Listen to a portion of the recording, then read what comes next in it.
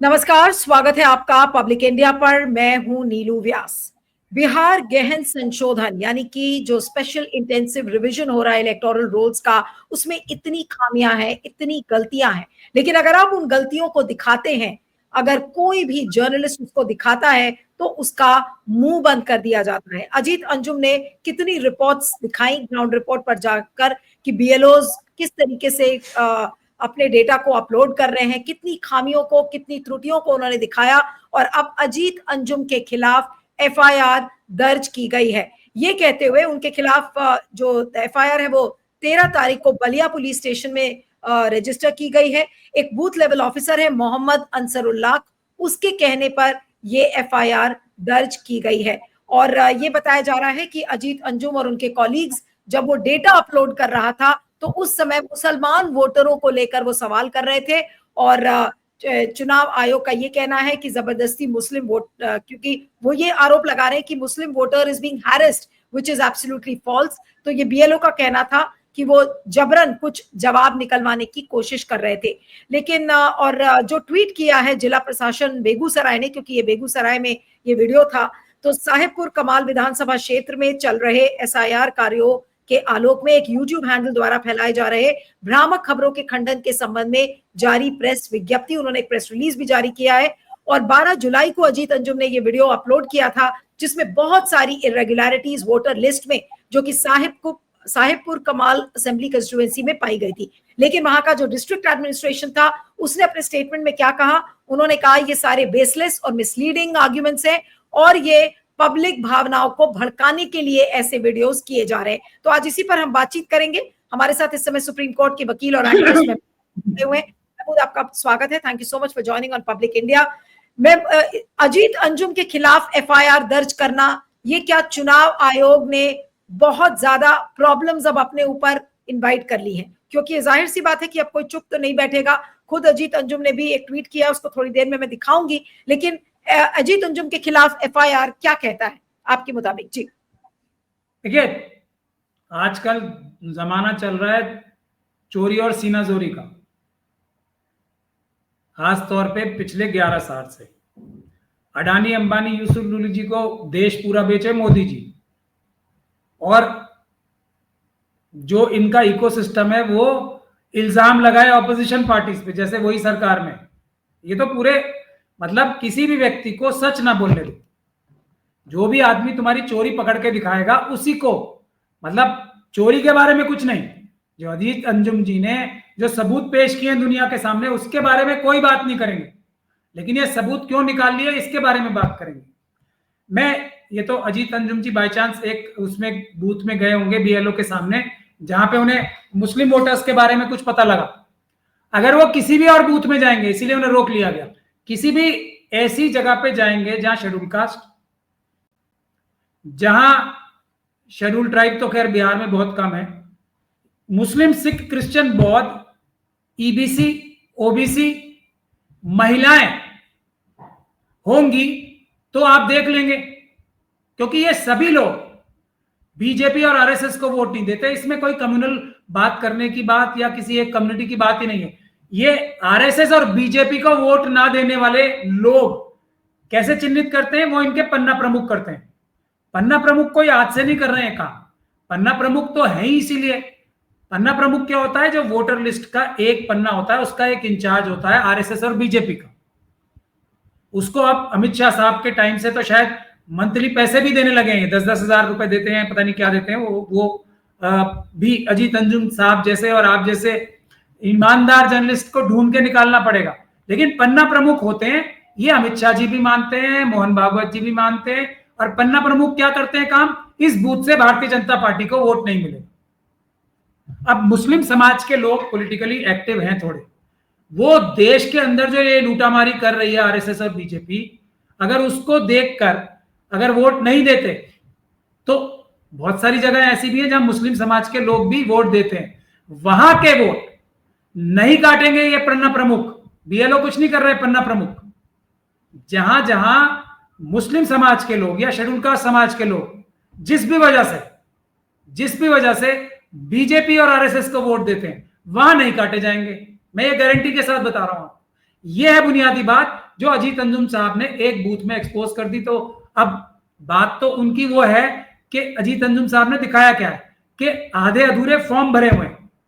अब ये सारी प्रक्रिया मैं आपको बताऊं, चुनाव आयोग ने खुद कहा है बीएलओस के साथ तो पॉलिटिकल पार्टीज के बीएलएज भी जाएंगे। तो बीएलएज ने तो मैं मान सकता हूं, भारतीय जनता पार्टी के तो पन्ना प्रमुख ही गए होंगे, दूसरी पॉलिटिकल पार्टीज के जहां भी बीएलए गए होंगे उन्होंने कोई फॉर्म आधा अधूरा तो भरने नहीं दिया होगा, राइट। अगर वो आधा अधूरा भरा हुआ फॉर्म बीएलएस के सामने वाला नहीं है, इसका मतलब चुनाव आयोग के अधिकारियों ने वो बदल के दूसरा फॉर्म ले आए यहां पे, इसका तो यही मतलब है ना। अब अगर ये मतलब है और किसी भी तरीके से, और बहुत सारे लोग ये भी बता रहे हैं कि किसी और के साइन किसी और ने किए हैं, ये सब तो लंबे टाइम के लिए जेल जाने के कार्य बीएलओस कर रहे हैं, जो सेक्शन 32 में भी अपराध है रिप्रेजेंटेशन ऑफ पीपल्स एक्ट में, और जो बीएनएस की दूसरी धारा है, जो आईपीसी का नया वाला फॉर्म है, उसके अंदर भी फोर्जरी, चीटिंग, ये सब तो बड़े बड़े अपराध हैं जो ये बीएलओस कर रहे हैं। अब ये बेचारे खुद तो कर नहीं रहे, दबाव है ऊपर से ज्ञानेश कुमार जी की तरफ से और दूसरे भ्रष्ट अधिकारियों की तरफ से, और नीतीश कुमार जी के अंदर जो आरएसएस और बीजेपी के भ्रष्ट अधिकारी हर जगह बैठे हैं, उनका दबाव है। अब डाइवर्ट करने के लिए एक पंथ दो काज करने का काम बीजेपी और आरएसएस हमेशा करती है। एक तो अपनी चोरी छुपा रहे हैं, दूसरा यहां भी मुस्लिम हिंदू करने की कोशिश कर रहे हैं। ये वही एजेंडा है जो पाकिस्तान और चाइना का एजेंडा है, जो हर आरएसएस का व्यक्ति, हर बीजेपी का व्यक्ति हर समय करेगा, मुसलमान और हिंदू, उसके बगैर उनका कोई काम ही नहीं होता है। अब ये एक तरीके से बंधुआ मजदूरी है ना ये बीएलओस, तो क्या है, और ये जो अपनी ईमानदारी से काम भी नहीं कर पा रहे, वो तो एक प्रकार से बंधुआ मजदूर हैं। तो एक मुसलमान बंधुआ मजदूर को ही पकड़ के, अब वो कोई नॉन मुस्लिम भी हो सकता था, मुसलमान बंधुआ मजदूर को पकड़ के झूठी शिकायत कराने का काम किया है, ये साफ नजर आ रहा है। लेकिन सोल्यूशन क्या है? अजीत अंजुम जी अपने ऊपर पर्सनल रिस्क लेके ये काम कर रहे हैं। जिम्मेदारी इस समय किस बात की है? सारी ऑपोजिशन पॉलिटिकल पार्टीज वो अजीत अंजुम जी के आगे खड़े हों, अजीत अंजुम जी को यह ना कहना पड़े, जो सबसे बड़ी दुख की बात है, कि मैं सुप्रीम कोर्ट तक जाके लड़ूंगा। इस काम को तो पहले ही कांग्रेस पार्टी, आरजेडी और दूसरी पार्टीज को अपने ऊपर ले लेना चाहिए था और इस बात का आंदोलन शुरू कर देना चाहिए था, क्योंकि ये अजीत अंजुम जी के ऊपर हमला नहीं है, ये बड़े बड़े पत्रकारों पे, और जो दैनिक भास्कर ने भी शायद कोई रिपोर्ट की है उस पे हमला है, पर वो छोटा हमला है उनके ऊपर। बड़ा हमला उनके ऊपर है जो गांव गांव, शहर शहर, बूथ बूथ, जो छोटे छोटे जो हमारे सोशल मीडिया के पत्रकार है ना, वो हर बूथ में जाके, जो अजीत अंजुम साहब ने और दैनिक भास्कर ने जो जो जो एक तरीके की लाइट दिखाई है ना, कि ऐसे भी करके दिखाया जा सकता है, हर बूथ पे जाके ये सोशल मीडिया एक्टिविस्ट हर बूथ में धांधली, हर बूथ में फ्रॉड कहीं उजागर ना कर दें, उन लोगों को डराने के लिए ये एफआईआर की गई है। इसकी सबसे तगड़ी मुखालफत पॉलिटिकल पार्टीज को करनी चाहिए, और हम तो आह्वान कर रहे हैं सारे सोशल मीडिया एक्टिविस्ट जितने भी हैं, बिहार में तो बड़े बड़े बहादुर सोशल मीडिया एक्टिविस्ट पड़े हैं ना, वो हर जगह जाएं और इस काम को जो अजीत अंजुम साहब ने किया है हर जगह से करके उसको पब्लिक में उजागर करें। अगर 10,000 लोग ये काम कर रहे होंगे, हम भी देखेंगे कितनी एफआईआर करते हैं फिर वो, और ये देश के लिए सबसे बड़ा काम करेंगे ये सोशल मीडिया एक्टिविस्ट। एक एक बीएलओ को एक्सपोज करें कि ये देखो ये क्या हो रहा है, इस बूथ पे क्या हो रहा है, इस बूथ पे क्या हो रहा है, और इस बूथ पे क्या हो रहा है। लेकिन महमूद, ये जो एक पर्टिकुलर मुसलमान बीएलओ था जिसने कि अजीत अंजुम के खिलाफ कंप्लेंट की है, ये मुसलमान बीएलओ को ही क्यों चिन्हित किया? इसके पीछे की क्या मंशा है? इसके पीछे की क्या वजह आपको लगती है चुनाव आयोग? क्योंकि ये मामूली बात नहीं है कि एक मुसलमान वोटर्स की क्वेरी उन्होंने की और एक मुसलमान बीएलओ ने ही उनके खिलाफ एफआईआर कर दी। ये थोड़ा सा मुझे अजीब लग रहा है। मैं क्या बता रहा हूँ ना आपको, एक तो गुलाम का कोई धर्म नहीं होता, ना वो हिंदू होता है, ना मुसलमान होता है, ना सिख होता है, ना क्रिश्चियन होता है। गुलाम तो गुलाम होता है, पहली बात तो ये समझ लें। और गुलाम की कोई इच्छा भी नहीं होती, मतलब उसकी कोई अपनी मतलब मंशा भी नहीं होती, और ना उसकी कोई स्वेच्छा होती है। गुलाम को तो ऑर्डर आया, गुलाम ने तो अंगूठा लगाया, सीधी बात यह है। क्योंकि देखिए, मुस्लिम को बताने की जरूरत भारतीय जनता पार्टी और आरएसएस को क्यों पड़ती है? अपने सारे गंदे घिनौने कार्य, जैसे दिल्ली का ही एग्जांपल ले लें, कहीं का भी ले लें, बुलडोजर चलाना था किस पे? जो वादे किए थे कि जी हम अब्दुल की चूड़ी टाइट करेंगे, बुलडोजर। अब बुलडोजर तो चल रहा है बेचारे सब जगह के, सब लोगों के ऊपर, मुसलमानों के ऊपर उतना चल भी नहीं रहा है। आसाम में क्या बोला गया था, यही झूठ, पूरी तरीके से झूठ है ये रोहिंग्या, पूरी तरीके से झूठ है बांग्लादेशी, पूरी तरीके से झूठ है नेपाली, पूरी तरह से 100% झूठ है। इसमें कोई चुनाव आयोग ने प्लांट कराई, ये चुनाव आयोग ने कल प्लांट कराई खबरें कि वोटर लिस्ट में ऐसे बहुत सारे लोग हैं जो म्यांमार, बांग्लादेश और नेपाल के हैं और उनको वोटिंग लिस्ट से बाहर कर दिया जाएगा। वो तो तेजस्वी यादव जी ने सही शब्द का प्रयोग किया है, मैं तो नहीं करूंगा, और वो उचित है, थोड़ा सख्त जरूर है लेकिन 100% उचित है। पर सूत्र नहीं है, वो कुछ और ही है, तो उसके बारे में तो क्या ही बात करें। वो तेजस्वी यादव जी की बात सब सुनिए। ज्ञानेश कुमार जी सूत्रलोक में है, इसका मतलब वो निर्वाचन आयोग के दफ्तर में नहीं है, वो ज्ञानेश कुमार इस समय सूत्रलोक में वास करते हैं। अब ये तो तेजस्वी यादव जी कुछ और कह रहे हैं, आप कुछ और कह रही हो। मैं तो तेजस्वी यादव जी को आपसे बड़ा और ज्यादा इन्फॉर्म व्यक्ति मानता हूं, तो उनकी अब कौन से लोक में है वो जनता तय करे। तेजस्वी यादव साहब ठीक बोल रहे हैं या आप ठीक बोल रही है, मुझे नहीं पता, पर दोनों में से एक ही है। पर तेजस्वी यादव साहब को मैं ज्यादा वजन देता हूं, आपसे ज्यादा मैं माफी चाहता हूं आपसे। तो अब कौन से लोक में है ये दुनिया तय कर ले, और अच्छी जगह पे है, जहां भी अपनी मनपसंद जगह पे है। ये तो हो गई एक बात। दूसरी बात ये है, मैं अपनी बात को आगे बढ़ा रहा हूं। आसाम में सीधी सीधी बात मैं आपको बता रहा हूं, ये बोला गया कि यही बांग्लादेशी, ये सब आए हुए बांग्लादेशी आए हुए, और उसके बाद सुप्रीम कोर्ट की निगरानी में गोगोई साहब ने पर्सनली, जो चीफ जस्टिस हमारे रिटायर हुए, जिन्होंने क्या क्या नहीं बोला और पार्टी भी दी और सब कुछ किया, राफेल की भी जजमेंट दी, जो भी दिया, उन्होंने ये कहा, उनकी निगरानी में हुआ और नतीजा क्या आया, 75% से ज्यादा एनआरसी में जिन लोगों का नाम नहीं आया वो थे नॉन मुस्लिम्स, यानी कि मुस्लिम का नंबर 25% भी नहीं आया, जो मुस्लिम नहीं थे उनका नंबर 75% आया। अब मैं सबसे आसान तरीका बता रहा हूं, मोदी जी को भी, अमित शाह जी को भी और सबको। ये जो बांग्लादेश की पूर्व प्रधानमंत्री है ना, अब तो भारत में ही है वो, और मोदी जी ने उनको एक बड़ा असाइलम भी दे रखा है।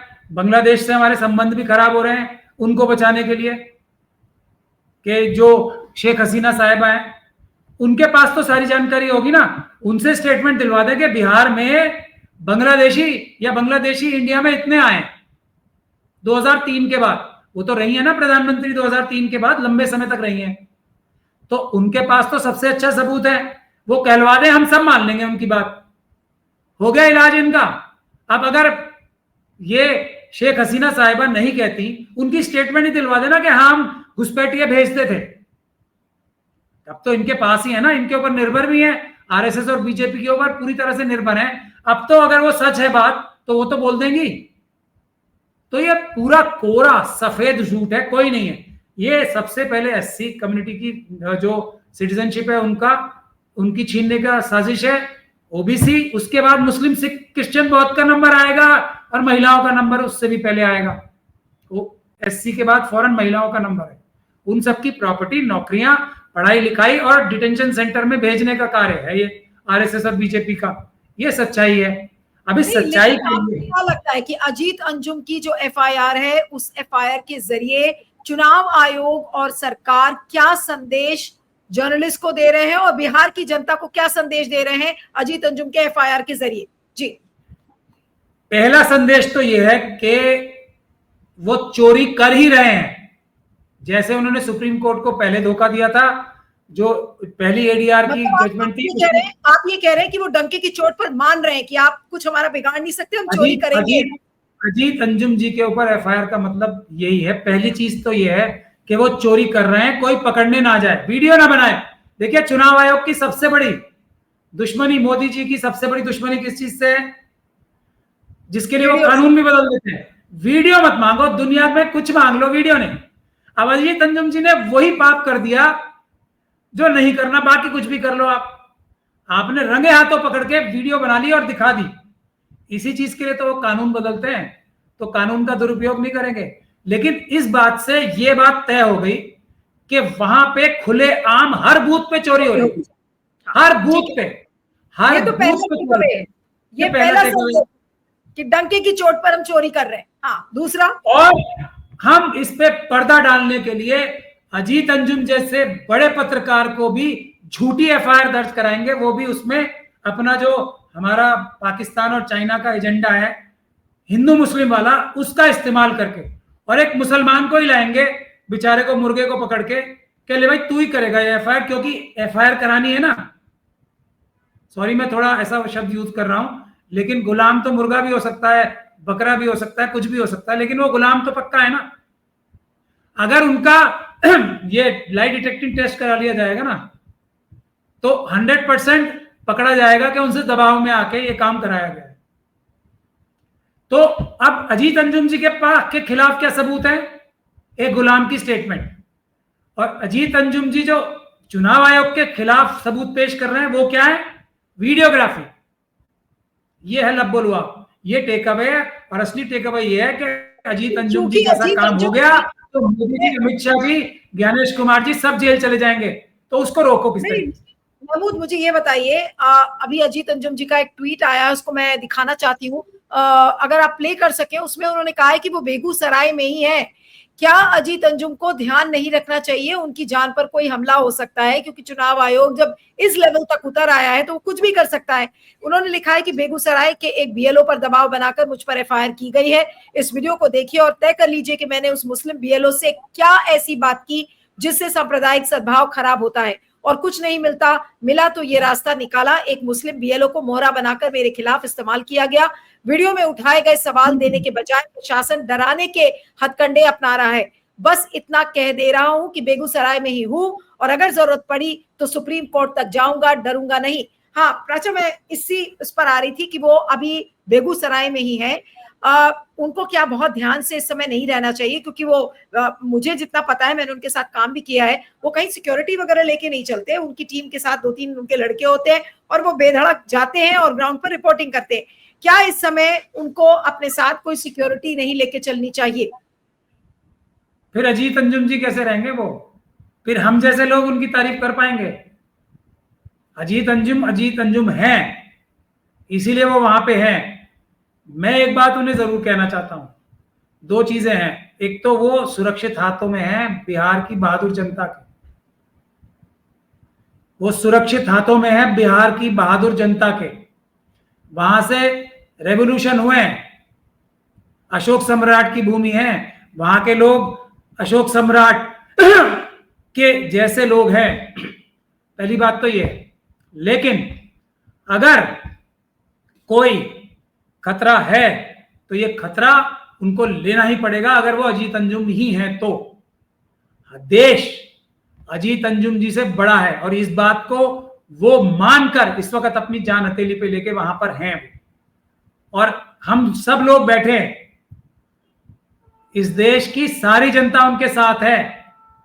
भले ही ये विपक्ष की पॉलिटिकल पार्टीज अपने पॉलिटिकल जो स्लीपर सेल्स है ना, उनके कहने पे उनके सामने साथ नहीं आ रही हैं। हालांकि ये बड़े दुख की बात है कि उन्हें ये कहना पड़ रहा है कि मैं नहीं डरूंगा। इस समय तक विपक्ष की सारी पॉलिटिकल पार्टीज को चुनाव आयोग के ऑफिस के बाहर धरना दे देना चाहिए था, बिहार में भी, पटना में भी और यहां दिल्ली में भी। तो ना वो डरे और वो रहेंगे। तो मैं बता रहा हूं, जो ये हमारे उनसे इंस्पायर होके जो दूसरे जर्नलिस्ट है ना, गांव गांव, शहर शहर, booth booth, social media activist, हर बूथ की वीडियो ऐसी आएगी जो अजीत अंजुम साहब ने कुछ बूथों की निकाली है। ये तो कुछ बूथों में ही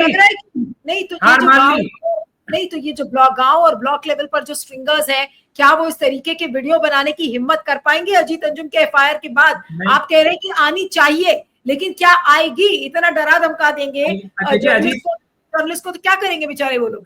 अजीत अंजुम जी जैसे फौजी हमारे देश की सेना की रक्षा करने के लिए वहां खड़े हैं ना, सीना तान के।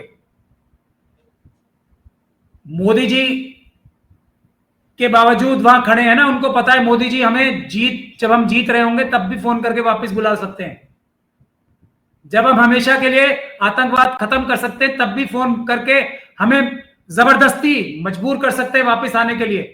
उतना रिस्क हमारे देश के सिपाही ले रहे हैं बॉर्डर पे। अजीत अंजुम जी भी उससे कम रिस्क नहीं ले रहे हैं इस वक्त देश के लिए। वो देश के बहादुर सिपाही हैं, वो खड़े रहेंगे। तो मुझे पूरा भरोसा है गांव गांव से, बूथ बूथ से ये वीडियो निकल के आएंगी। बिहार की बहादुर जनता है, स्टिंगर्स भी बिहार के ही हैं हमारे बहादुर, वो अपना चमत्कार दिखाएंगे। अजीत अंजुम जी ने पहला झंडा टांग दिया ऊपर, अब सब दिखाएंगे चमत्कार, देखिए आप। नहीं, लेकिन प्राचा मुझे ये बताइए कि अभी 2-3 दिन पहले ही अशोक लवासा ने एक इंडियन एक्सप्रेस में एडिटोरियल लिखा, उन्होंने कहा कि ये पूरा एसआईआर पर पॉज बटन इलेक्शन कमीशन को दबा देना चाहिए। अब ये जो चीजें अजीत अंजुम जैसे लोग जो उजागर कर रहे हैं फील्ड पर, आपने कहा कि और भी जर्नलिस्ट आएंगे और वो वीडियोग्राफी के जरिए दिखाएंगे कि क्या कमियां उस समय हो रही हैं। आपको लगता है कि क्या चुनाव आयोग को मजबूरी वश स्पेशल इंटेंसिव रिविजन जो इलेक्टोरल रोल्स का हो रहा है उसको रोकना पड़ेगा? क्या ये रुक सकता है या फिर किसी भी सूरत में रुकेगा तो नहीं? देखिए, अभी हमने एक गुलाम की बात की, बीएलओ रूपी, और लवासा साहब एड्रेस कर रहे हैं चुनाव आयोग को। चुनाव आयोग कहां है? चुनाव आयोग के भेष में तो वह ज्ञानेश कुमार जी बैठे हैं, वो किसे एड्रेस कर रहे हैं? वो तो है ही नहीं ना। ये चुनाव आयोग के कार्य थोड़ी है जो वो कर रहे हैं। अगर वो चुनाव आयुक्त होते, मुख्य चुनाव आयुक्त होते, तो ये गैर कानूनी ऑर्डर ही पास नहीं होता। ये मैनेजमेंट के लिए जो पिटीशन डाली गई है ना सुप्रीम कोर्ट में, ये उस सब मैनेजमेंट सिस्टम का हिस्सा है जो हमने कार्टेल पे बहस भी की, बात भी की थी। ज्ञानेश कुमार को एक बात की तो दाद देनी पड़ेगी। हम लोगों ने राजीव कुमार को भी बहुत घेरा था कार्यक्रमों के जरिए और उस समय भी चीजें दिखाई थी, लेकिन क्या आप मानेंगे इस बात को कि ज्ञानेश कुमार तो राजीव कुमार को बहुत पीछे छोड़ दिया उन्होंने? नहीं, ये किसी ने किसी को पीछे छोड़ा ही नहीं। गुलामों का कुछ हक नहीं होता, वो तो अमित शाह जी और मोदी जी ने जो बोलना है वो करना है। यस सर, जी हुजूर, मालिक, इतना ही तो बोलना होता है उन्हें। सब कुछ तैयार होके तो वहीं से आता है ना। ये हिंदू मुसलमान क्या ज्ञानेश कुमार जी मुख्य चुनाव आयुक्त के रूप में कर रहे हैं? हिंदू मुसलमान का तो चाइना, पाकिस्तान और आरएसएस, यही तीन तो मुख्य बिंदु हैं, और उनके एजेंट्स जो लगने में बहुत सारे अच्छा, हिंदू मुसलमान जो आपको मुस्लिम नेता करते हैं। आप मुझे ये बात बताइए, इतने बड़े बड़े नेता हैं हमारे, इतने बड़े बड़े मजहबी रहनुमा हैं, इतने बड़े बड़े सो कॉल्ड हमारे पॉलिटिकल लीडर्स हैं, ओवैसी साहब जैसे, वो हिंदू मुसलमान करते हैं तो क्या वो मुसलमानों के लीडर हैं? वो तो आरएसएस के वर्कर ही तो हैं। नहीं, लेकिन मुझे एक बात बताइए कि अब अजीत अंजुम क्योंकि बिहार पहुंचे हुए हैं, वहां पर एनडीए की सरकार है, नीतीश कुमार मुख्यमंत्री हैं, क्या अमित शाह और मोदी जी, क्या इसकी पॉसिबिलिटी हो सकती है कि अजीत अंजुम को वो घेरने की कोशिश करें कि भाई ऐसा ना हो ये बिहार से निकल जाए, बिहार में ही इनको नप लो? क्या ये अब होगा कि अजीत अंजुम बिहार से, क्या ये पॉसिबिलिटी बन रही है कि अजीत अंजुम बिहार से जेल जाएंगे? अगर पुलित्जर प्राइज शायद तक अभी तक मिला नहीं है अजीत अंजुम साहब को, अरेस्ट हुए तो एक तो वो मिलेगा, और दूसरा ये देश के सबसे बड़े जर्नलिस्ट बन जाएंगे ओवरनाइट। ये है देश की जनता का उनको सैल्यूट। ये सरकार इस हद तक आएगी क्योंकि भाई आप ग्राउंड लेवल पर रिपोर्टिंग कर रहे थे, क्योंकि सरकार को भी इसका रिस्क पता है कि अगर उन्होंने अजीत अंजुम को अरेस्ट किया तो सरकार के लिए ये बहुत महंगा पड़ेगा, ये तो सबको दिख रहा है। लेकिन क्या सरकार इतनी जुर्रत कर पाएगी? क्योंकि हमें तो पता नहीं है ये सरकार क्या क्या करती है। देखिए, अगर किया तो देश के हित में होगा, मैं तो ये मानता हूं, क्योंकि अजीत अंजुम जी की कुर्बानी जो है ना जाया नहीं जाएगी, बिहार का इलेक्शन बच जाएगा। मैं तो इस नजर से देख रहा हूं, और वो बहादुर व्यक्ति हैं, वो कोई जेल वेल से डरते नहीं है जितना मैं उनको। क्या ज्ञानेश कुमार की चोरी रुक जाएगी बिहार चुनाव की अगर अजीत अंजुम नहीं, गिरफ्तार हो गए वो, तो फिर एक एक बूथ पे हम सब लोग पहुंचेंगे वहां पे, और एक एक बूथ पे यही करेंगे। मैं तो वैसे भी जा ही रहा हूं, और चुनाव आयोग की दूसरी जो गंदे घिनौने कारनामे उसके खिलाफ एफआईआर, ये पिटीशन डालने बिहार में मैं जा ही रहा हूं। थोड़ा और जल्दी चले जाएंगे हम सब लोग। तो पहली बात तो ये देश की जनता और बिहार की जनता उनके साथ है। नहीं, लेकिन जो सेक्शंस लगाए हैं महमूद, जो सेक्शंस लगाए हैं अजीत अंजुम जी के ऊपर, क्या वो बेलेबल ऑफेंस में आता है या फिर वाकई कानूनी रूप से अरेस्ट ही नहीं किया जा सकता? जो अभी तक खबरें निकल के आ रही हैं उसमें अरनेश कुमार की जजमेंट है, उसमें सिर्फ ज्यादा से ज्यादा अजीत अंजुम जी को एक नोटिस दिया जा सकता है, धारा 41(1). पवन खेड़ा जी जिसके लिए भाग के पहुंच गए थे ना सुप्रीम कोर्ट डर के मारे, ये वैसे भी छोटा मुकदमा है, इसमें अरेस्ट हो ही नहीं सकते, कानूनी पोजीशन ये है। तो ये उतना छोटा सा केस है, क्योंकि मतलब ये, और जो वापस केस अजीत अंजुम जी करेंगे वो बहुत बड़ा केस है। ये है फोर्जरी का, ये है सेक्शन 32 तो मैंने आपको बता ही दिया रिप्रेजेंटेशन ऑफ पीपल्स एक्ट में। उसके अलावा फोर्जरी का, चीटिंग का, झूठे दस्तावेज बना के किसी का वोटिंग का हक और किसी की नागरिकता छीनने का, ये बहुत बड़े ऑफेंस है सारे। तो अजीत अंजुम जी की अगर आपने कहा कि फौजरी, चीटिंग से वोटिंग अधिकार छीनना और नागरिकता छीनना, इसके लिए क्या सजा है? क्या सजा उम्र कैद है? इसकी एक आदमी की नहीं, सैकड़ों, हजारों, लाखों लोगों की, इतनी बड़ी। और इसमें कॉन्स्पिरेसी की धारा और लगी। सबूत अजीत अंजुम जी के खिलाफ कुछ नहीं है, और उनके खिलाफ सबूत ही सबूत है, करोड़ों सबूत है, हर फॉर्म सबूत है। ये है लबुलुआ। नहीं तो एक आखिरी सवाल बस करूंगी, उसके बाद कार्यक्रम खत्म करती हूँ। आपने कहा कि ये बहुत बड़ी सजा है, तो इस सजा में क्या होगा? उम्र कैद किसको किसको हो सकती है अगर वाकई में गुनाह गिनाने पर आ गए और एट्रीब्यूट करने पर आ गए कि किसको किसको सजा मिलेगी? बेनिफिशियरी कौन कौन है वो तो देखिए, उसके लिए बड़े आसान तरीके होते हैं। चुनाव में ये गड़बड़ी करने का सबसे ज्यादा फायदा किसे होगा? आरएसएस, बीजेपी और उनके सहयोगी दलों को। एक दूसरी बात ये कि जब सीडीआर निकलेंगी ज्ञानेश कुमार जी की, सीडीआर मतलब पुलिस फोन कॉल रिकॉर्ड्स निकालेगी, तो किससे बातचीत होती मिलेगी? तो वो सब लोग इसमें नपेंगे। उसके बाद ये करोड़ों फॉर्म्स जो है जिसमें फोर्जरी की गई होगी, करोड़ों फॉर्म्स खाली भरे गए होंगे, खाली रखे गए होंगे, उसमें नकली सिग्नेचर्स किए गए होंगे, अपने आप अपनी हैंडराइटिंग से भरे गए होंगे करोड़ों। एक चीज और भी तो आज सामने आई थी कि गलत इंफॉर्मेशन भरी गई होंगी करोड़ों। तो एक एक व्यक्ति के खिलाफ, अगर मैं बहुत ही लिबरली चलूं, तो एक व्यक्ति ने, अगर एक बीएलओ ने 1000 फॉर्म भरे होंगे या 500 फॉर्म भरे होंगे, एक एक में अगर 5-5 साल की भी सजा हुई तो ये 5000 साल की सजा हो जाएगी, अलग अलग एफआईआर होंगी इस पे। ये हालात हैं इसके, और कॉन्स्पिरेसी की धारा सब पे लगेगी।